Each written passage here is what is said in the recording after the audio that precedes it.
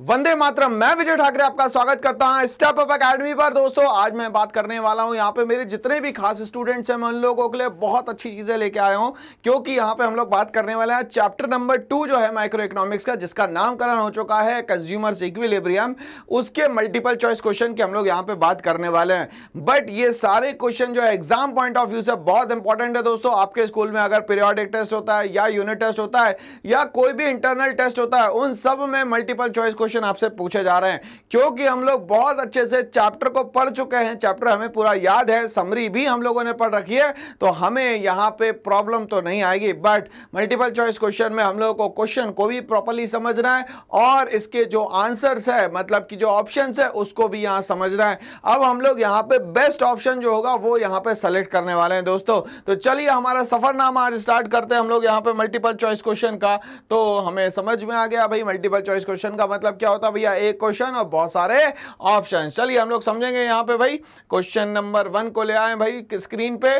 चलिए स्क्रीन पे आ चुका है आपके सामने अभी ये question number 1। In which analysis can utility be measured in definite number such as 1 2 3 4। कोई ऐसा एनालिसिस बताइए यूटिलिटी का जिसमें हर चीज को आपको नंबर्स में क्या है एक्सप्लेन करना होता है, नंबर्स में आपको बताना होता है। ऑप्शन दिया गया है कार्डिनल यूटिलिटी, दूसरा ordinal utility, both A and B और नन ऑफ दीज। अब यहां बोला गया है कि नंबर्स में शो करेंगे, तो भैया नन ऑफ दीज तो नहीं हो सकता, दोनों हो नहीं सकता। बोथ ए एंड बी क्यों नहीं हो सकता भाई? क्योंकि कार्डिनल यूटिलिटी जो है वो इन टर्म्स ऑफ नंबर में यूटिलिटी शो करता है, बट जो ऑर्डिनल यूटिलिटी है वो हमेशा रैंक्स के फॉर्म में शो करता है। कार्डिनल यूटिलिटी जो है यहां पे हमेशा क्वांटिटेटिव फॉर्म होता है और ऑर्डिनल यूटिलिटी जो होता है वो क्वालिटेटिव फॉर्म होता है। ऑर्डिनल यूटिलिटी को हम लोग यहां पे इंडिफरेंस कर्व या ग्राफिकल प्रेजेंटेशन भी कह सकते हैं, बट कार्डिनल यूटिलिटी जो है उसको ग्राफिकल प्रेजेंटेशन नहीं कहा जा सकता, क्योंकि ये in terms of number show किया जाता है दोस्तों। तो यहां पे आंसर होना चाहिए क्या भाई? आपको समझ में आ चुका है, आंसर होगा ए यहां पे। क्यों? क्योंकि इसके अलावा कुछ हो ही नहीं सकता। चलिए बहुत बढ़िया। तो हम लोगों ने अभी बात करी क्वेश्चन नंबर 1 की विद ऑप्शन एनालिसिस। हम लोग बात करेंगे यहां पे क्वेश्चन नंबर 2 जो है एमसीक्यू का। Ordinal concept of utility expresses utility in terms of. अगर यहां ऑर्डिनल यूटिलिटी की बात करें तो ऑर्डिनल यूटिलिटी होता क्या है? जहां पे भी सेटिस्फैक्शन को इन टर्म्स ऑफ रैंक्स बताया जाए, क्वालिटेटिव टर्म बताया जाए, मतलब उसकी क्या खासियत है, क्वालिटी क्या है, मतलब बाकी सारी चीजों से ये कितना अच्छा है, ये सब कुछ हमें कौन बताएगा भाई? ऑर्डिनल कॉन्सेप्ट बताएगा, जिसको हम लोग यहां पे इंडिफरेंस कर्व के नाम से भी दोस्तों जानते हैं। तो यहां पे जो ये चारों ऑप्शन दिए गए हैं, क्या इन चारों में से कोई ऐसा ऑप्शन है जो इसको बेस्ट फिट कर सकता है? चलिए समझते हैं। एक तो पहला हो गया यूनिट्स। यूनिट्स तो दूर दूर तक के रिलेट नहीं होता। हाँ, यूटिल्स लिखा होता तो मैं सोच सकता था कि ये कुछ यहां पे हम लोग रिलेट कर पाएंगे।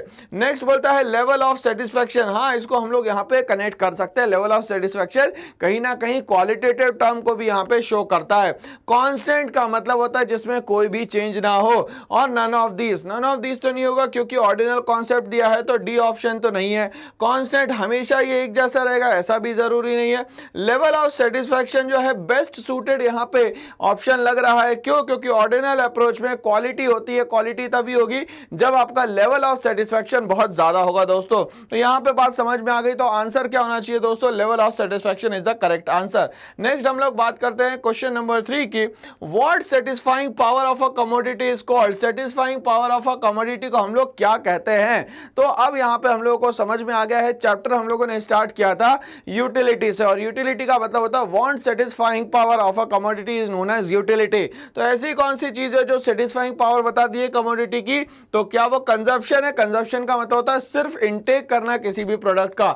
यूटिलिटी का मतलब ये होता है जो कि हम लोगों को बताती है want satisfying of power of a commodity. Next बोलता है प्रोडक्शन। प्रोडक्शन का मतलब होता है चीजों को रॉ मटेरियल से कन्वर्ट करना फिनिश प्रोडक्ट में। अब जब रॉ मटेरियल से फिनिश प्रोडक्ट में हम लोग कन्वर्ट करेंगे तो यहां पे ध्यान से सुनिएगा, यहां पे 4 फैक्टर्स ऑफ प्रोडक्शन लगेंगे, लैंड, लेबर, कैपिटल और यहां पे एंटरप्राइज, या हम लोग उसको एंटरप्रेन्योरशिप बोल सकते हैं। अब ये जो फैक्टर्स ऑफ प्रोडक्शन है, इन लोगों को जो पेमेंट होगी वो चारों को होगी। तो लैंड जिसके पास रहेगी उसको रेंट मिलेगा, लेबर जो है उसको मिलेगा यहां पे क्या भाई? वेजेस, जिसके पास कैपिटल होगी उसको मिलेगा इंटरेस्ट, और जो एंटरप्राइज या एंटरप्रेन्योर का काम कर रहा है उसको मिलेगा यहां पे प्रॉफिट। तो प्रोडक्शन में ये चारों चीजें आ गई। फिर हम लोग बात करते हैं वैल्यू एडिशन। क्या इसमें हम लोग कुछ और जोड़ सकते हैं? तो वैल्यू एडिशन करने के कारण उसकी कॉस्ट जो है वो क्या हो जाएगी दोस्तों, इंक्रीज हो जाएगी यहाँ पे। तो वांट सेटिस्फाइंग पावर जो है कहीं ना कहीं, तो यहाँ पे हम लोग क्या ले सकते हैं भाई, यूटिलिटी ले सकते हैं। क्या ले सकते हैं दोस्तों, आंसर कहां है, क्या होना चाहिए यहाँ पे, utility is the correct answer. चलिए आगे बढ़ेंगे, यहाँ पे क्वेश्चन नंबर 4 पे आते हैं। बोलता है formula for calculation of marginal utilities. Marginal utility को मुझे कैलकुलेट करना है, तो आप दोस्तों इसका फॉर्मूला बताइए। क्या बताइए भाई, फॉर्मूला बताइए। तो फॉर्मूला क्या होता है भाई, MUN is equal to TUN minus TUN plus 1, गलत। MUN is equal to TUN plus 1 minus TUN minus 1, गलत। MUN is equal to TUN minus TUN minus 1, बिल्कुल सही, क्योंकि टोटल यूटिलिटी जो नेक्स्ट वाले की है उसमें से माइनस करना होगा। जैसे मान लेते हैं MU12 पूछा गया है, तो यहां पे क्या आ जाएगा, TU12 माइनस TU12 माइनस 1, मतलब 12th यूटिलिटी जो भी है उसमें से 11th को माइनस करेंगे, तब तो डिफरेंस आएगा कि नेक्स्ट बेस्ट क्या यहां पे सेटिस्फैक्शन मिल रहा है, उसको हम लोग मार्जिनल यूटिलिटी से क्या करते हैं दोस्तों, एनालाइज करते हैं। इस तरीके से आंसर क्या होगा दोस्तों, यहां पे MUN is equal to TUN minus TUN minus 1। चलिए आ गया हम लोगों का आंसर बिल्कुल सही। अब हम लोग आते हैं भैया नेक्स्ट क्वेश्चन पे। बोलता है when only 1 unit of the commodity is consume, अगर एक ही यूनिट को यहां पे कंज्यूम किया जाए तो यहां पे इसको किस तरीके से आप शो करने वाले हैं। तो यहां पे क्या होगा भैया, MU is equal to TU, MU is greater than TU, MU is less than TU, या नन ऑफ दिस। तो भाई यहां पे MU is equal to TU मतलब कांस्टेंट पॉइंट हो गया। मार्जिनल यूटिलिटी ग्रेटर हो गई किससे भाई, टोटल यूटिलिटी से, और यहां पे मार्जिनल यूटिलिटी लेस हो गई किससे, टोटल यूटिलिटी से, और यहां पे बोलता है कि नन ऑफ दिस। तो यहां पे सिर्फ एक यूनिट को अगर आप कंज्यूम करोगे तो यहां पे दोनों ही बराबर होंगे, MU और TU जो होंगे दोनों ही बराबर होंगे। चलिए तो आंसर क्या होगा भाई, MU is equal to TU। यहां पे हमें अब हम लोग नेक्स्ट क्वेश्चन पे आते हैं। भाई बहुत इंपॉर्टेंट क्वेश्चन चल रहे हैं क्योंकि एग्जाम में ये सारे क्वेश्चंस आने वाले हैं। क्वेश्चन नंबर 6 पे हम लोग स्विच करते हैं। ये बोलता है which of the following equation is incorrect. ये सारी इक्वेशन दे के रखी है और पूछा गया है इसमें से भाई बताइए कि इसमें से कौन सी जो है वो इनकरेक्ट है यहाँ पे, ठीक है ना भाई। चलिए बोलता है MU is equal to TUN plus 1 minus TUN minus 1। यहाँ बोलता है MU is equal to TU upon Q। यहाँ बोलता है MU is equal to TUN minus TUN minus 1। फिर यहां बोलता है TU is equal to summation of MU। तो इसमें भाई सबसे गलत जो इक्वेशन लग रही है वो लग रही है मुझे MU is equal to TU upon Q, क्योंकि यहां पे हम लोग इसको लिखते हैं delta TU upon delta Q, मतलब change in total utility upon change in quantity जो है हमारा सही होना चाहिए, मगर ये जो दिया है वो गलत दिया गया। तो आंसर होगा दोस्त यहाँ पे B, MU is equal to TU upon Q, गलत है, इसको लिखना चाहिए delta TU upon delta Q। चलिए आगे बढ़ते हैं हम लोग, क्वेश्चन नंबर 7 पे आते हैं हम लोग। If the consumer consumes only 1 commodity, अगर मान लेते हैं बंदा सिर्फ एक ही कमोडिटी को कंज्यूम कर रहा है, तो ये कंज्यूमर इक्विलिब्रियम के 3 केस होते हैं। सबसे पहला कौन सा होता है, कार्डिनल यूटिलिटी का, in case of 1 and single commodity. फिर अगर हम लोग बात करते हैं तो इन केस ऑफ 2 कमोडिटी, और अगर हम लोग बात करते हैं इन केस ऑफ 2 और मोर कमोडिटीज। जैसे ही 2 और मोर कमोडिटीज पे आते हैं तो हम लोग आ जाता है कार्डिनल अप्रोच पे। बट यहां क्या बोल रहा है कि if the consumer consumes only 1 commodity X, he will be in equilibrium when, कब होगा ये इक्विलिब्रियम पे, ये हम लोगों को बताना है। तो ये बोल रहा है MUX is less then PX, मतलब कि marginal utility of commodity X जो है वो कम है प्राइस ऑफ कमोडिटी X से। दूसरा बोलता है MUX is equal to price of X, जितना उसका सेटिस्फैक्शन है उतना उसने यहाँ पे प्राइस लगाया है। तीसरा बोलता है मार्जिनल यूटिलिटी ऑफ X जो है कमोडिटी की जो सेटिस्फैक्शन लेवल है वो ज्यादा होगी और प्राइस जो है यहाँ पे कम होगा। और last but not the least बोलता है नन ऑफ दीज। तो नन ऑफ दीज तो नहीं है दोस्तों यहाँ पे। तो हमें ये याद रखना है consumer equilibrium in case of single commodity में हमेशा MUX जो है वो प्राइस ऑफ X के बराबर होना यहाँ पे जरूरी है। तो ये यहाँ पे आंसर होता है हमारा MUX is equal to price of X, ठीक है भाई। चलिए नेक्स्ट क्वेश्चन पे आते हैं। क्वेश्चन नंबर 8 पे क्या बोलता है, when marginal utility is negative, जब मार्जिनल यूटिलिटी ही नेगेटिव हो जाए टोटल यूटिलिटी का क्या होगा। तो हम लोगों ने रिलेशन पढ़ा था भाई टोटल यूटिलिटी और मार्जिनल यूटिलिटी का। सबसे पहले टोटल यूटिलिटी इंक्रीज होगा एक सर्टेन पॉइंट तक के, वहां तक के ये पॉजिटिव चलेगा, but marginal utility continuously decrease होगा एक सर्टेन पॉइंट तक के, मगर दोनों ही रहेंगे पॉजिटिव। जब टोटल यूटिलिटी मैक्सिमम पॉइंट पे पहुंच जाएगा उस समय पे मार्जिनल यूटिलिटी अपने मिनिमम पॉइंट पे होगा, जो कि है पॉइंट ऑफ सेटाइटी या जीरो लेवल।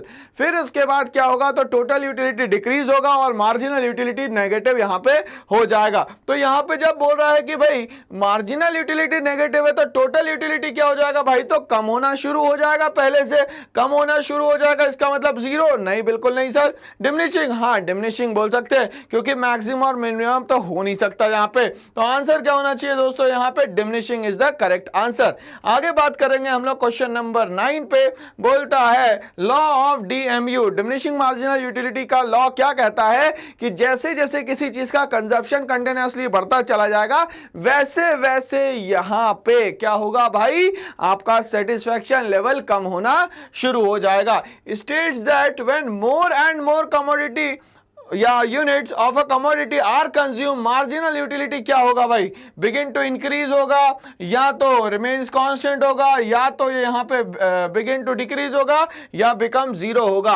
तो डीएमयू में क्या कंडीशन होने वाली है मार्जिनल यूटिलिटी की, तो वो होने वाला है कम, मार्जिनल यूटिलिटी होने वाला है कम, क्योंकि कंजप्शन कंटिन्यूअस है और सेम चीज को अगर कंज्यूम करोगे तो सेटिस्फैक्शन हमेशा क्या होता चला जाएगा दोस्तों, कम होता चला जाएगा। तो आंसर क्या होना चाहिए दोस्तों यहां पे, बिगिन टू डिक्रीज। चलिए भाई आगे बात करते हैं, लास्ट क्वेश्चन आ गया हमारा। यहां पे बोलता क्या है, when total utility is maximum, जब टोटल यूटिलिटी अपने मैक्सिमम पॉइंट पे होती है तो मार्जिनल यूटिलिटी अपने मिनिमम पॉइंट पे होती है, जिसको पॉइंट ऑफ सेटाइटी भी कहते हैं, या तो हम लोग उसको सैचुरेशन पॉइंट भी कहते हैं। तो ये बोलता है कि पहला ऑप्शन दिया है सर जीरो, दूसरा दिया है यूनिटी, तीसरा दिया है पॉजिटिव, या फोर्थ दिया है दोस्तों यहां पे हमें नेगेटिव। तो हमें बताना है इसमें कि भाई मार्जिनल यूटिलिटी क्या होगा, तो भैया मार्जिनल यूटिलिटी जीरो होगा, उसको क्या बोलते हैं, पॉइंट ऑफ सेटाइटी या सैचुरेशन पॉइंट। तो आंसर हो गया हमारा बिल्कुल सही। तो इस तरीके से हमारा जो एमसीक्यू का सफरनामा था वो समाप्त होता है। ऐसी और वीडियोस के लिए बने रहिए मेरे साथ, करना एक छोटा सा काम, इस चैनल को लाइक शेयर सब्सक्राइब करना ना भूले। Thanks for watching all.